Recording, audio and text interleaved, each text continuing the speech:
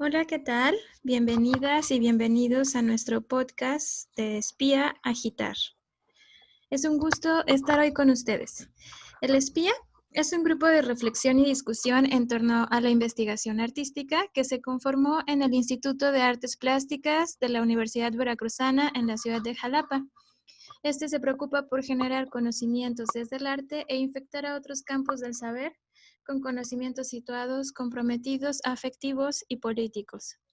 También se conforma como un espacio que busca explorar distintos medios, distintas metodologías y formas de diseminación y de socialización.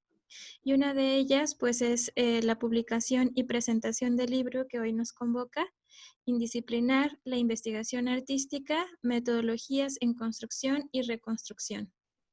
Este es producto del segundo encuentro de investigación artística que se llevó a cabo en noviembre del 2019 en el MUAC en la Ciudad de México. En este participaron diversos autores, autoras y organizadores bajo la coordinación de Natalia Calderón y Brenda Caro Cocotle. Bueno, me presento, mi nombre es Gabriela Olivares, soy artista visual y soy integrante del Espía. El día de hoy conversaré con nuestra querida invitada Irene Alfaro Ulate, autora del texto Produciendo en el Caos. Este pertenece a la sección del libro Metodologías en Construcción. Irene Alfaro Ulate es investigadora y docente en la Escuela de Arte y Comunicación Visual de la Universidad Nacional en Costa Rica. Actualmente cursa el doctorado en Arte, Producción e Investigación en la Universidad Politécnica de Valencia, España. Es maestra en Artes Visuales y Multimedia por la UPB. Ha trabajado en diferentes proyectos de investigación multi e interdisciplinarias con enfoque sobre ciencia, arte, cultura y tecnología. Muchas gracias por tu presencia el día de hoy, Irene. Es un gusto tenerte con nosotros. Brevemente, ¿nos podrías compartir de qué trata tu texto? Bueno, creo que principalmente trata sobre la experiencia de crear y producir en el caos, como lo dice el título, y sobre todo el concepto de incertidumbre. Y por eso es que, de hecho, el texto abre con una frase de Martha Satonji, que dice que el verdadero conocimiento pivotea sobre la frontera que discurre entre los saberes y la ignorancia. La tensión que se forma entre la certeza y la incertidumbre es el auténtico combustible del pensador, del científico, del creador, pero también de la historia del hombre y su sociedad. Refleja cómo se originó el proyecto en realidad interdisciplinario Dispositivo Espacio-Tiempo, realizado por la Escuela de Arte y Comunicación Visual de la Universidad Nacional de Costa Rica, y que contó con la participación de otras escuelas, otras universidades y trabajadores independientes de cultura, programación y demás, del que decidí contar el proceso en este texto de creación y sobre todo desde la reflexión, como en un contexto universitario centroamericano, de hecho, que sigue la tradición occidental de la academia, se indisciplinó la creación y la producción artística interdisciplinaria. El texto trata también de cómo fue crear a partir del caos, porque en ningún momento se definió el producto final a presentar desde un inicio. Más bien se planteaba el proceso como un estado de integración de las diversas disciplinas y del problema, con etapas, conceptos e ideas, de cómo parte de esta travesía metodológica llevaría a producir algo para un público por definir en un lugar donde no se sabía que se iba a presentar.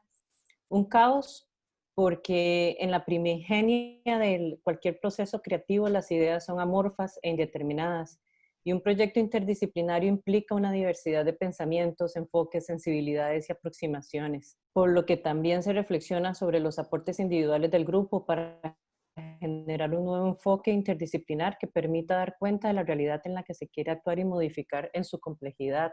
Lo que para otros, por ejemplo, podría significar esto un comportamiento errático e impredecible, o sea, un caos. En este caso, un caos no significó desorden, sino más bien una acción donde nuestros pensamientos se enfrentan a lo inaprensible, lo indiscernible y lo fugaz de un algo. Eso fue. Básicamente eso es de lo que trata el texto. Muchas gracias, Irene. Desde tu perspectiva, entonces, ¿crees que la investigación artística tiene o debería de tener un posicionamiento político? ¿Cuál Claro que sí. sería el tuyo?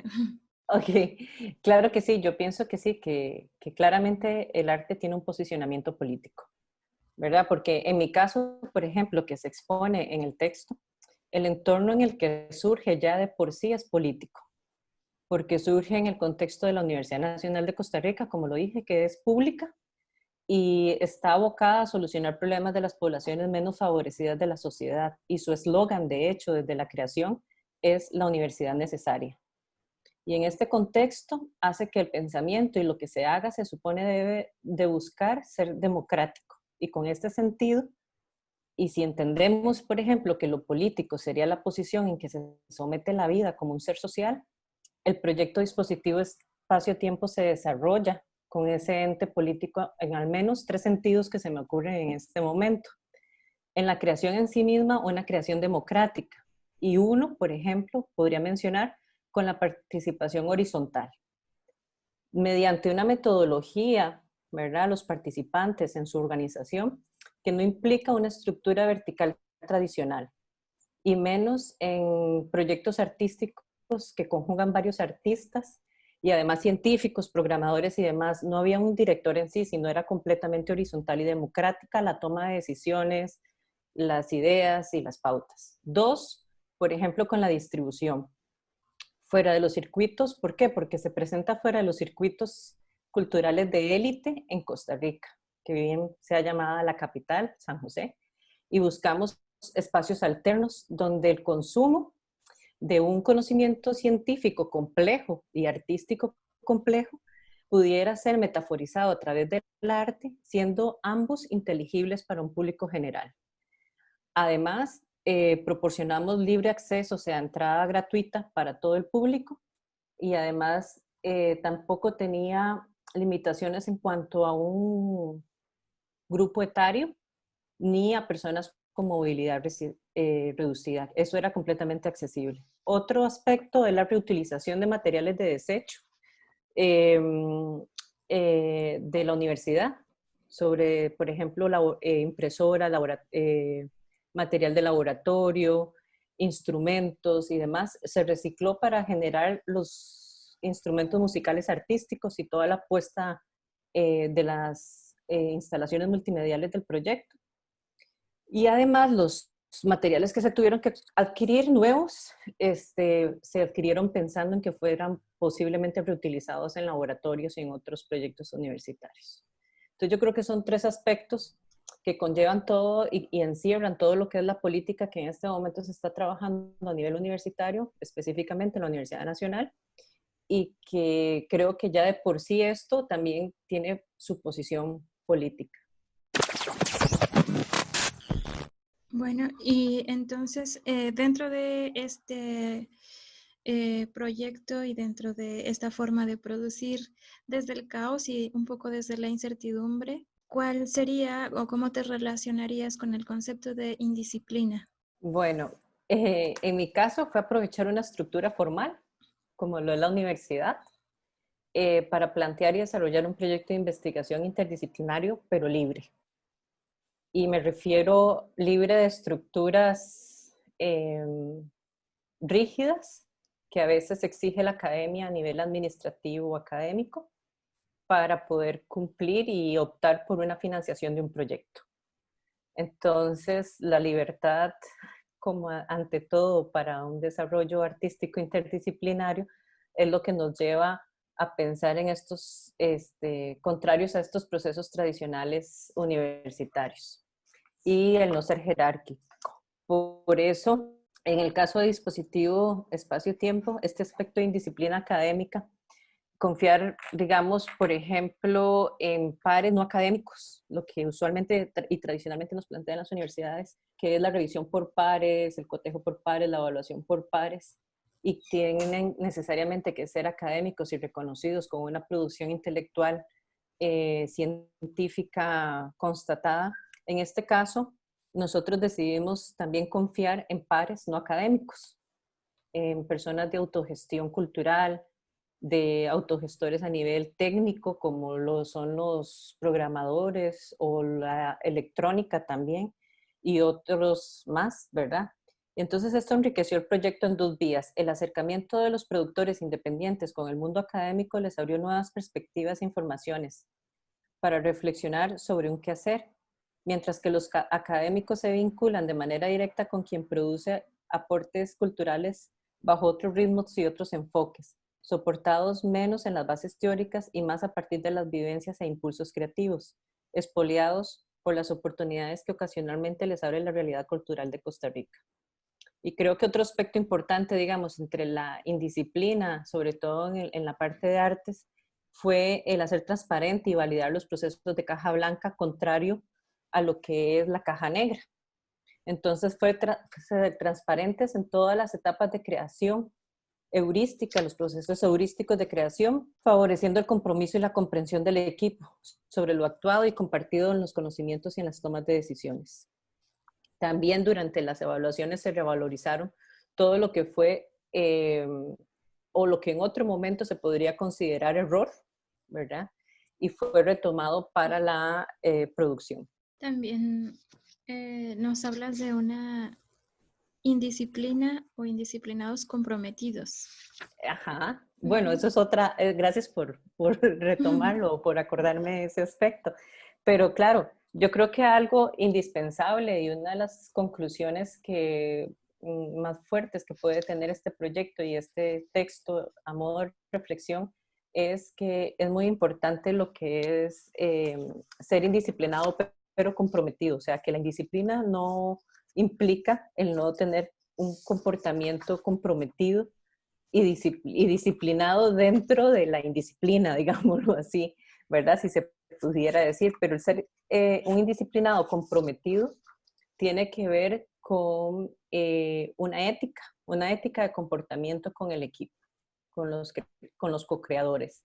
Entonces, no existe un director, por ejemplo, pero todos tenemos el mismo rango. Todos tenemos que saber escuchar, saber respetar, ser imprudentes en términos de ser atrevidos también, ¿verdad? Y ser indisciplinado en ese sentido, ser atrevido a proponer, a no tener el miedo de ser juzgado, porque nadie va a juzgar, todos nos vamos a escuchar.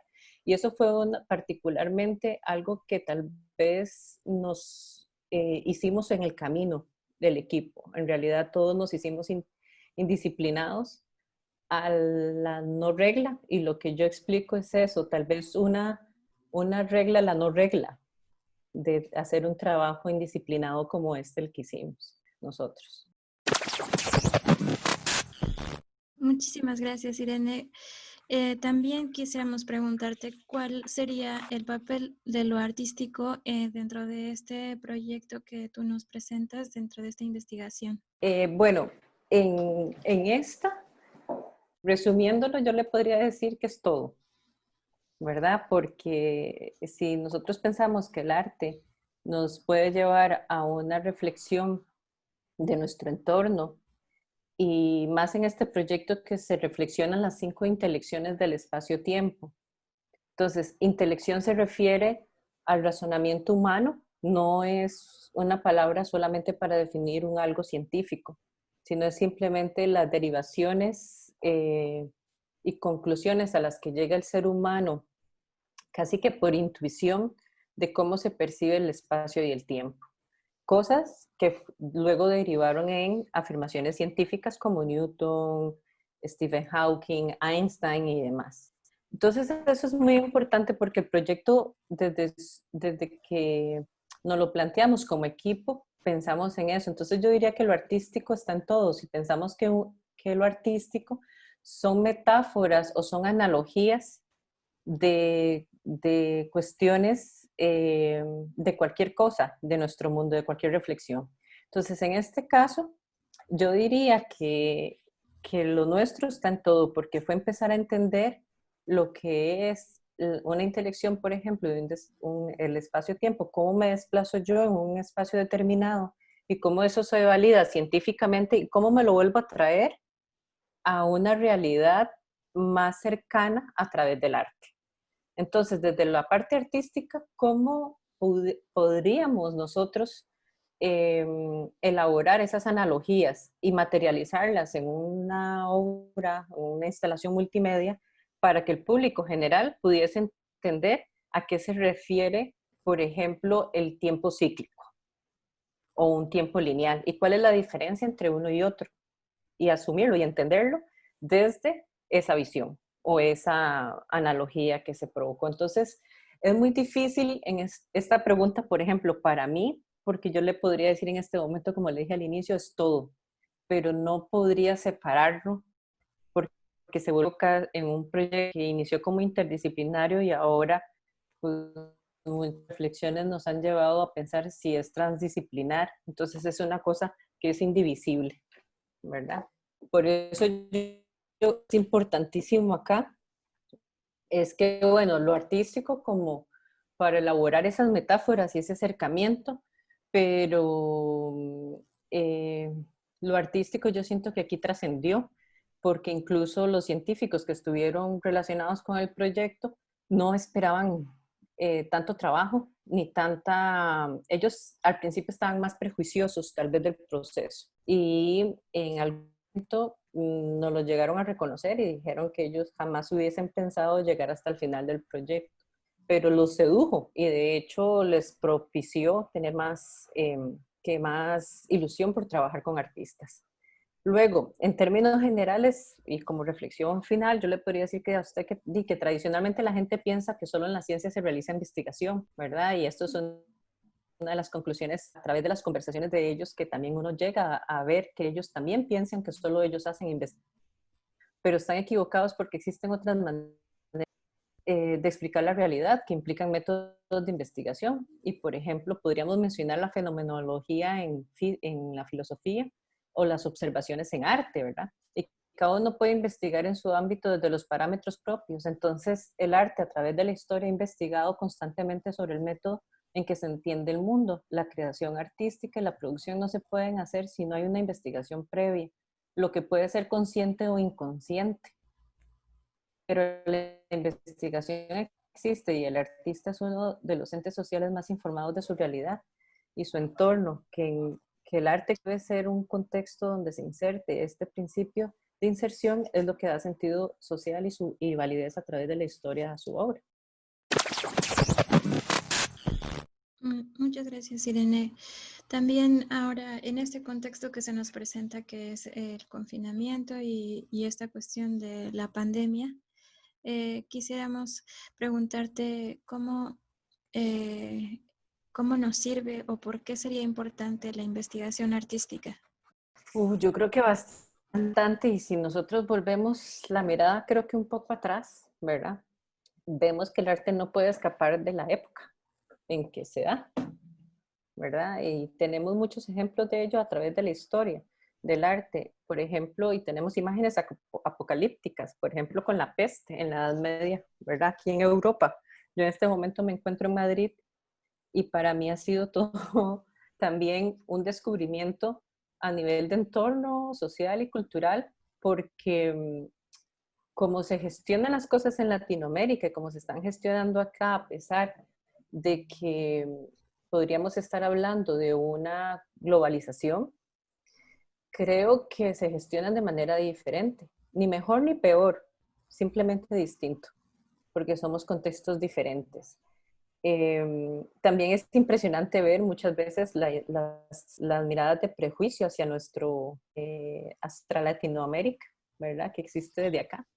Y también la sabiduría, creo yo, del pueblo también latinoamericano con el que asume muchas cosas, porque eso también nos lleva a revalorizar la cultura y la sociedad en la que nosotros nos desarrollamos allá y saber y entender que acá, porque muchas veces, voy a hacer un paréntesis, existe el prejuicio de que nosotros somos más atrasados en Latinoamérica, de que tal vez tengamos menos recursos a veces económicos, pero eso no conlleva a un atraso a nivel cultural y es muy difícil de explicar, social en otros casos, porque a la hora de vivir aquí el día a día es muy diferente venir de paseo a vivir acá el día a día.